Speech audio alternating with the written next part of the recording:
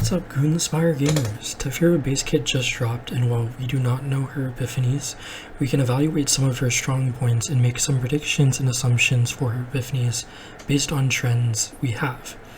For example, she shares the same tag as Orlia, being creation, at least according to the stove post. The actual cards themselves don't have the creation tag, but she does have a lot of similarities to Orlia. Quantum Seed base epiphany and Sacred Sensor base epiphany are both making two random creations. I suspect that based on this we will see similar epiphanies to Sacred Sensor. So looking at Sacred Sensor epiphanies, we can see that Sacred Sensor is able to get abilities that target Softy, Swifty, Sturdy, etc. These are Orlia creations. Likely Tiphera will also be able to target specific creations of hers, in this case called archetype cards, and build around that. Do note that she is at an inherent advantage over Orlia in this comparison because Quantum Seed is base 0 cost, meaning you can get both a 0 cost card and a +1 draw Divine Epiphany to get a draw and 0 cost card in one card. But let's backpedal a bit so I can explain her cards. For her cards, you're welcome for the amazing English text I made. Graphic design is my passion. We have the typical basics, no one cares, let's be real. They'll probably have around a 50% chance to make an archetype card, but you'll remove them. Do note that she is following the trend of Narja though, where new supports are doing defense-based damage. Yay. I just wish that they retroactively reworked supports so they do also defense-based damage like Cass or Leah Ray, etc. But I digress. Let's look at her archetype cards, as this is what her entire kit is based around. Archetype Circle is basically just 1 HP, that's all that matters. Archetype Triangle is a 30% gen mult buff next to on the next hit. Based on wording, this will do very little for any multi-hit because it's hit, not attack, so do keep this in mind, but this is an amazing card for characters that do big hits but not a lot of hits, like Kairon or not. For Archetype Square, this is draw 1 archetype card. Keep in mind this is only archetype cards that it's drawing, is not drawing any card. This will likely be a very important card to be able to generate, as it can ensure you can use all of your archetype cards every single turn. Otherwise, you run the risk of bloating her deck and being like a debuff basically. So hopefully it's easy to make cards like this. Likely we will need to take one epiphany that allows Square to be generated alongside other epiphanies, giving Circle or Triangle, depending on if you're building more or for AP or for buffing.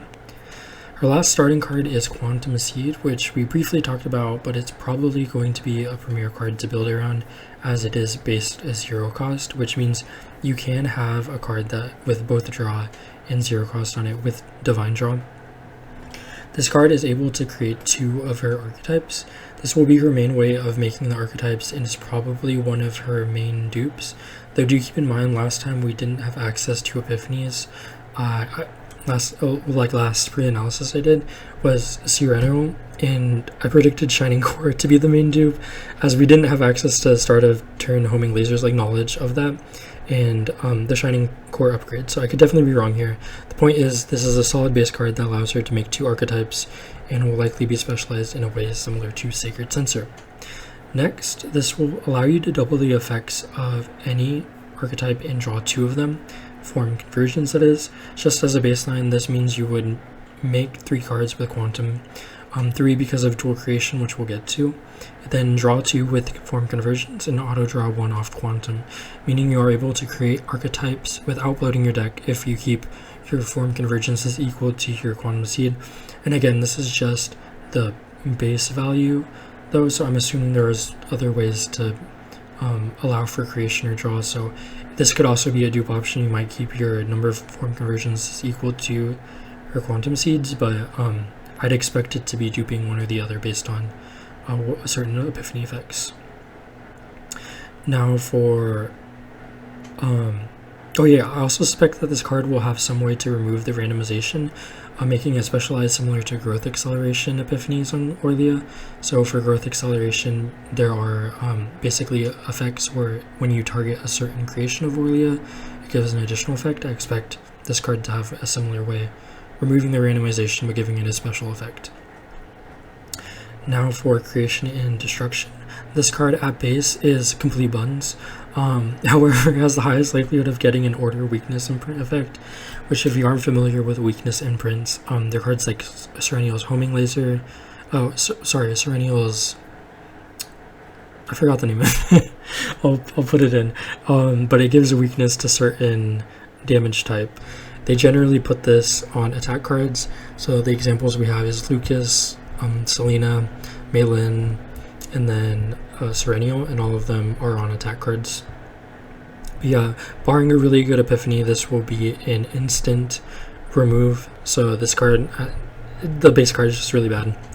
Looking at dual creation, based on wording, this does not have a cap. It seems to, which is very, very strong. They've been putting a lot more caps on like creation, so this not having a cap effectively is multiplying her creation by 1.33. And I mean, in a different way of saying that, quantum turns into a create 3 archetype base, basically, and this is just the base epiphany. So unless she gets the Hugo treatment, I'd expect the epiphanies to be better. I'd also expect another similar treatment to Orlia in this case, where it has a specific effect when duplicating to a specific archetype. This is where I expect her to maybe be able to generate draw from, like create an additional archetype when you've already created 2, and then the additional effect would be if you're creating 2 squares, then draw 1 card or something. But that's just pure speculation. Last card, but not least, Event Horizon. I prayed for times like this. This might be the first banner unit to have a card that is positive draw. Oh my god, bro. I've been crying every time they drop a new unit because there are a ton of Ricks, and you need infinite divine draw to get consistency out of them. Exception basically just being Serenial, who has a deck where all of her cards are start of turn for free. But oh my god. So I had to cut actually and redo the rest of this because I went on like a rant about, if you can't tell, I'm just happy that we're getting a unit with any kind of draw in their kit, especially because we didn't get any seasonal like neutral draws past turn 1, so it's like very hard to make a lot of units work because without divine epiphanies right now. Yeah, unfortunately this card is unique. It has the unique tag, and based on the wording, it seems like it will be RNG if it's positive or draw or not. Essentially, the wording is for the form conversions or whatever it's called, is that every time archetype skill is used, this will get a random buff to it, buff to one of its effects, so +1 to one of its effects. They also implied there would be additional buffs through other epiphanies to it, perhaps. I think that might be a translation issue, but this is a very, very solid card, and if you have a divine draw on her other key cards, allow you to probably use her as a pseudo draw unit, assuming she has like one other epiphany with draw, at least one. Please, Smilegate, please don't let me down. Give this unit like just any card that says draw to any epiphany, and she will be extremely good, so please. Now with her epiphany sorted, I want to briefly talk about her expected gameplay loop and synergies. Basically, I think she will be used with Kairon or 9 mainly, with her giving small buffs to them on top of a small amount of draw and much needed amount of AP. If she is able to just generate +2 positive draw, just 2, she will be able to be a massive upgrade to Kairon or Leah in 9 teams. Since the biggest drawback of both of these teams is you need to both draw and AP to compensate for Orlia, but you lose so much damage by not playing Orlia, which again is like the issue is that you're playing Orlia and then you need either draw or AP as your last slot, but you can't have both, and so potentially Tiphera is giving you both, and so she might be an amazing slot in for them. If Tiphera is able to net a draw, then she will be able to play that role perfectly. Unless Smilegate severely fumbles the bag, I expect her to be a massive upgrade in these scenarios. In my companion post, you can see I mentioned Owen teams as well. I don't know if you guys can hear the lawn mowing in the background. So rude. And this is basically because Owen is probably actually the highest cap alongside Orlia for Kayron and 9 teams right now, but it's like impossible to play both Owen and Orlia with any level of consistency.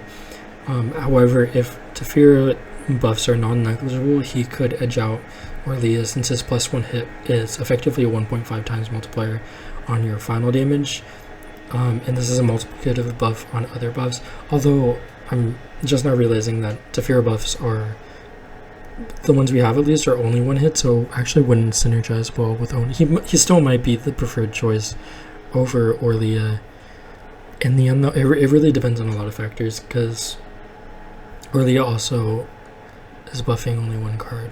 But hers, anyways, that's an issue we can figure out whenever this. The point is, she might be really good with Owen, because at the very least, she might be able to enable Owen to be played, right? Because Owen has a lot of the same issues as Orlia, but even more exacerbated. So how strong do I expect Tiphera to be? Unless Smaug again completely fumbles the bag, like falls into a pit of lava while holding a bag of gold, she should be very, very good. I'm making the very brave assumption that this unit with advertised draw function in her base kit will have a decent draw epiphany. Like just 1 epiphany with draw 2 is all I'm asking for, please. It can be on a unique card, and she just needs to be able to generate 2 positive draws. She will be extremely good if she can. And in this post, I outline criteria for how like I'm going to be ranking characters moving forward. So 1, how well the character fits with other characters at their launch, so I'm not assuming that there's going to be characters added. I feel like I got some flack for that on 9, but 9 had a lot of issues that Tiphera might be solving, so 9 at my pre-release is probably going to be rated lower than 9 post-Tiphera release, right? So, and then 2, how easy the character will be able to farm Divine. So like Divine Epiphany Reliance, characters like Orlia and Narja would score very low on this metric, but 9 would score quite high, because 9 doesn't need Divine Epiphanies, but Orlia and Narja want Divine Draw on every single one of their cards just to be played. How good a character will be in turn 1 OTK effort, both for their deck and teammate decks. And then how strong of a niche a character will have. And based on these expectations, I ranked her very high. I am assuming she has a decent epiphany, like a draw 2 or +1 sort of turn draw, or a draw 1 when drawing an exhaust card once per turn, like anything to make her a very mediocre draw unit, on top of being a very good support, AP support, will give her use with so many characters and make her very good. While she has obvious, very specific synergy with Kayron and 9, alleviating their team's major drawbacks and also giving them some additional buffs that are nice. So yeah, the overall expectations for her are to be the best standard unit we've seen. There's a very, very little they need to do to make her good with the base kit we have, so I'd be absolutely floored if her epiphanies or effects turn out in a way where she isn't, because she basically just need all of her epiphanies to do nothing for her to be bad. Like, they need to do very little. Especially no draw would be crazy on this unit. That would definitely change things, because her buffing doesn't seem that amazing, and like compared to Aaliyah, it's like lower. And but yeah, I guess she is consolidating AP and buffing though potentially, and most Aaliyahs can't do consistent buffing builds that aren't 1 card either. So she could just end up being a power creep to Orlia, which would be really unfortunate and definitely lower her my opinion of her. But please, Ashley, if you can hear me, give her any kind of draw on her epiphanies. Yeah, obviously we are missing so much context and information still, so do take this all with a grain of salt. However, I definitely have your eye on Tiphera and consider preparing materials for her if you're a fan of Kayron or 9, especially Kayron, since just with her base kit, she is already an amazing third for him with Orlia. While 9 is a bit more questionable, just with her base kit, she would probably be more of a side grade or like upgrade to Orlia slot and not necessarily work as a third. Again, just on base kit though. And so I'm expecting her to be better with her epiphanies, right?